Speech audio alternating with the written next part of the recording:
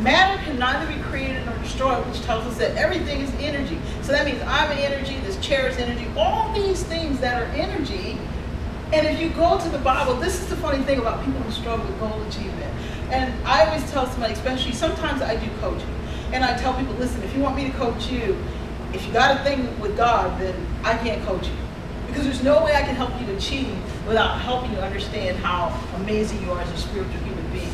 Most people want to leave the spiritual side out, and they go with physical, mental, and emotional.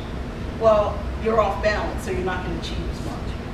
But when you understand that everything is energy, now you know where to put your time, you know where to put your focus, you know that even your very thoughts is emitting some kind of energy.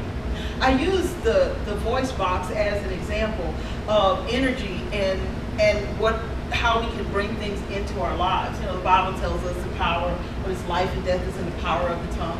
Whatever you speak, eventually you're going to get. If you speak with energy, you can affect that you're going to get it. So if you were to touch your voice box, it vibrates. You know, and when you can feel that vibration, in order for something to vibrate, that means some kind of waves has to be coming from somewhere.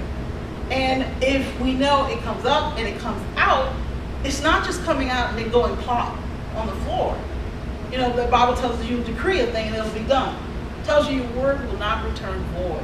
When we think about all these things, this lets us know how powerful we are when it comes to